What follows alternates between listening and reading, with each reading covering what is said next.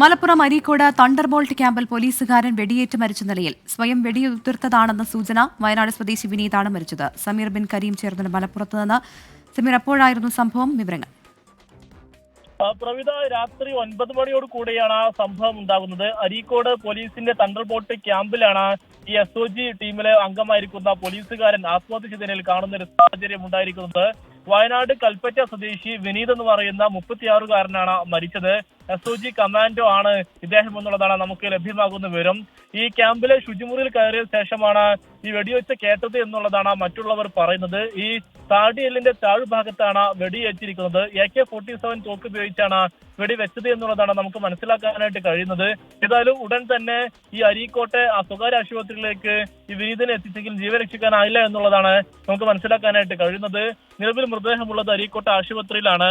ഉടൻ തന്നെ ഈ മൃതദേഹം പോസ്റ്റ്മോർട്ടത്തിനായി മഞ്ചേരി മെഡിക്കൽ കോളേജ് ആശുപത്രിയിലേക്ക് മാറ്റുമെന്നുള്ളതാണ് നമുക്ക് ലഭ്യമാകുന്ന വിവരം. ഈ തൊഴിൽപരമായ സമ്മർദ്ദവും മറ്റുമാണ് ഈ ആത്മഹത്യയിലേക്ക് നയിച്ചത് എന്നുള്ളതാണ് നിലവിൽ സഹപ്രവർത്തകർ നമ്മളുമായി വ്യക്തമാക്കുന്നത്. അത്തരം ചില ആശങ്കകളും പരിഭവങ്ങളും മറ്റുള്ളവരുമായി പങ്കുവച്ചിരുന്നുവെന്നും നിലവിൽ ഇദ്ദേഹം പറയുന്നു. ഈ കേരള പോലീസിലെ തന്നെ ഏറ്റവും വലിയ ചട്ടങ്ങളോട് കൂടി പ്രവർത്തിക്കുന്ന ഒരു വിഭാഗം കൂടിയാണ് ഈ SOG കമാൻഡോ എന്നുള്ളത്. പ്രത്യേകിച്ച് ഈ ടെററിസ്റ്റ് വിഭാഗം അടക്കമുള്ളവരെ അടിച്ചമർത്താൻ വേണ്ടിയുള്ള പ്രത്യേക സേന കൂടിയാണ് ഈ SOG. അതുകൊണ്ട് തന്നെ എന്താണ് ഇതിലേക്ക് നയിച്ചത് എന്നുള്ള കാര്യത്തിലൊക്കെ തന്നെ ഒരു അന്വേഷണം വേണ്ടിയിരിക്കുന്നു എന്നുള്ളതാണ് നിലവിൽ വരുന്ന ഒരു അഭിപ്രായം. മലപ്പുറം അരീക്കോടാണ് തണ്ടർബോൾട്ട് ക്യാമ്പിൽ പോലീസുകാരൻ വെടിയേറ്റ് മരിച്ച നിലയിൽ കണ്ടെത്തിയത്. സ്വയം വെടിയുതിർത്തതാണ് എന്നതാണ് സൂചന. വയനാട് സ്വദേശി വിനീതാണ് മരിച്ചത്.